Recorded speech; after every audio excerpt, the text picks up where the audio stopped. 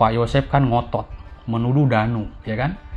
Menuduh DWKO Wahyu Opi Kosasih itu dituduh oleh Yosef Hidayah, tapi tidak bisa membuktikannya. Halo teman-teman, dimanapun Anda berada, kita lanjutkan kembali pembahasan kasus Subang ini. Teman-teman, Pak Yosef sangat ngotot sekali, sangat berang sekali ketika saya melihat wawancara dengan salah satu awak media.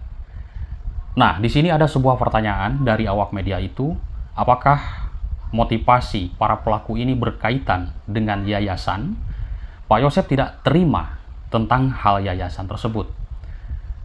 Danu dulu mengaku-ngaku sebagai karyawan yayasan katanya, namun Danu mengundurkan diri. Pak Yosef mengatakan Danu ini bukan karyawan yayasan, bukan pegawai yayasan.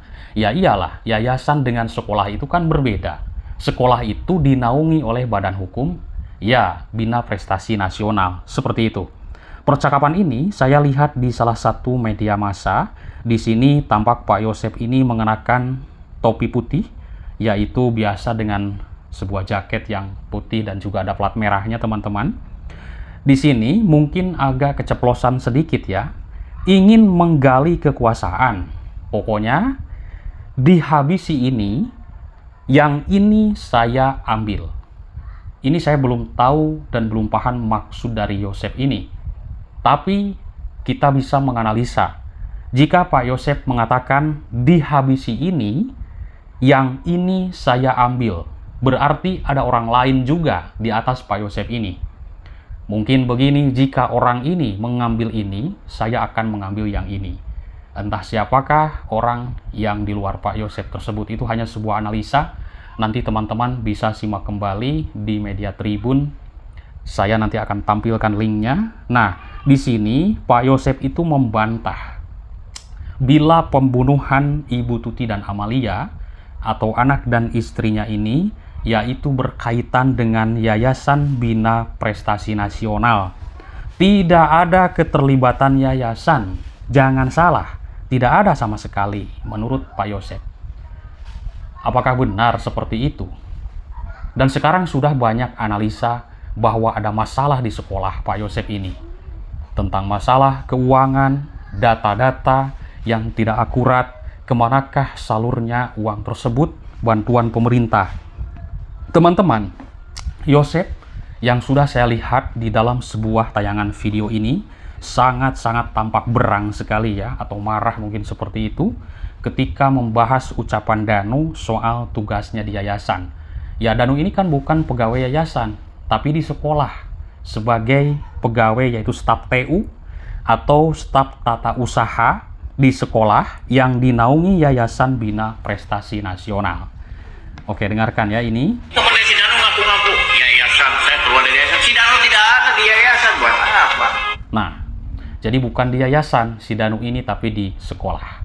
Namun sampai saat ini, meskipun sudah ada persidangan di dalam kasus Subang ini, tentunya ini Danu makin berani, yaitu ungkap kasus Subang dan juga menyebut Pak Yosef ini bercerita di sebuah pecel lele tentang sebuah yayasan dan juga butuh uang karena katanya dijatah oleh Ibu Tuti dan Amalia. Ini luar biasa menarik ya, dijatah. Mungkin sakit hati kalau benar-benar Pak Yosef pelakunya, karena kita belum tahu dan siapa sebenar-benarnya pelaku dalam kasus ini meskipun sudah ada persidangan.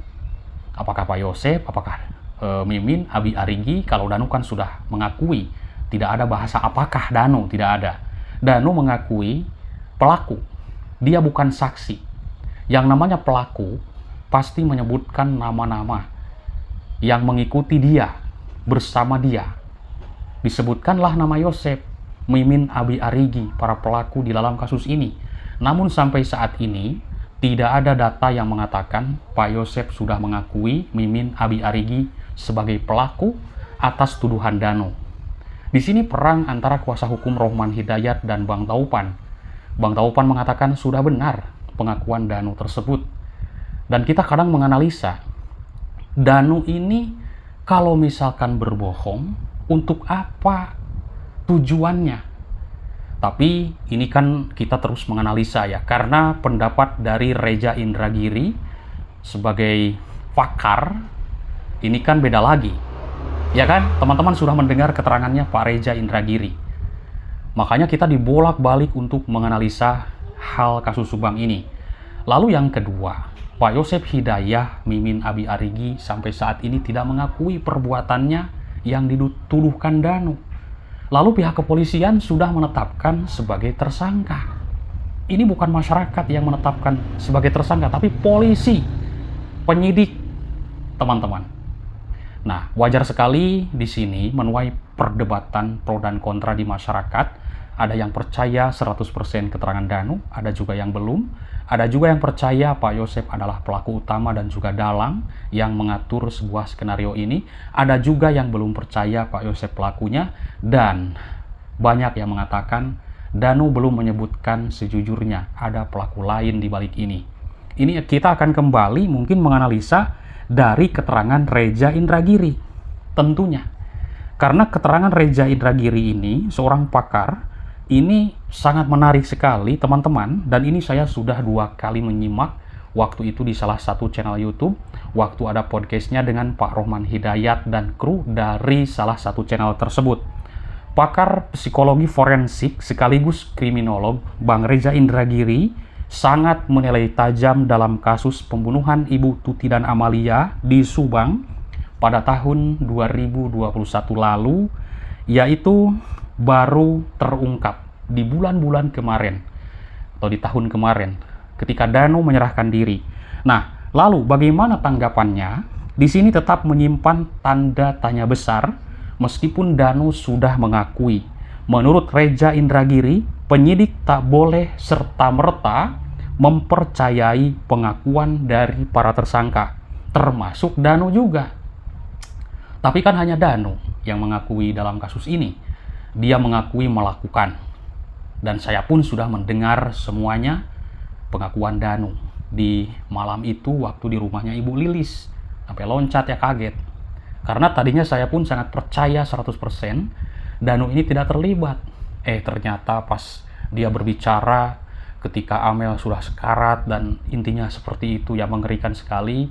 Ya akhirnya Danu ini benar-benar dia mengakui pelaku. Nah, sesudah Danu menyerahkan diri, mengakui sebagai pelaku, muncullah nama-nama yang lain disebutkannya oleh Danu. Namun di sini perdebatannya ini sebagai pakar psikologi forensik, yaitu Bang Reza Indragiri, menurutnya tidak boleh juga untuk serta-merta mempercayai pengakuan para tersangka termasuk Danu. Bang Reza ini menilai perlu penyidikan yang mendalam di kasus ini atau di kasus tersebut. Begitulah menyebutkannya. Ini sudah banyak dianalisa. Nah, Bang Reza Indragiri mengatakan bisa saja pengakuan para tersangka adalah pengakuan palsu. Tapi di sini kan tidak para tersangka kita, hanya tersangka. Karena hanya satu orang yang mengakui dan menyebutkan nama-nama. Akhirnya kasus ini langsung ada persidangan, kan tidak lama ya. Ya meskipun 2 bulan, 3 bulan, 5 bulan, 6 bulan tidak lama. Karena kita menyimak 2 tahun, bayangkan, mengikuti kasus ini. Nah, termasuk pengakuan Danu menurut Bang Reza Indragiri. Jadi, polisi tetap harus memastikan apakah itu pengakuan yang sebenar-benarnya atau pengakuan palsu. Banyak juga yang sudah percaya memang Danu ini sangat beresiko sekali jika mengarang. Dan juga banyak yang belum percaya. Danu belum menyebutkan pelaku yang lainnya lagi dan menutupinya. Bisa saja ada sebuah analisa diiming-imingi jabatan, naik gaji, dan masih banyak lagi. Akhirnya mau disuruh apapun. Padahal kesempatan kabur itu sudah banyak sekali waktu itu. Disuruh nunggu di luar, berdiri di depan kebun. Tinggal kabur ke rumah Pak RT, ke siapapun itu, minta pertolongan, ada keributan di rumah Yosep. Kenapa ikut membantu eksekusi?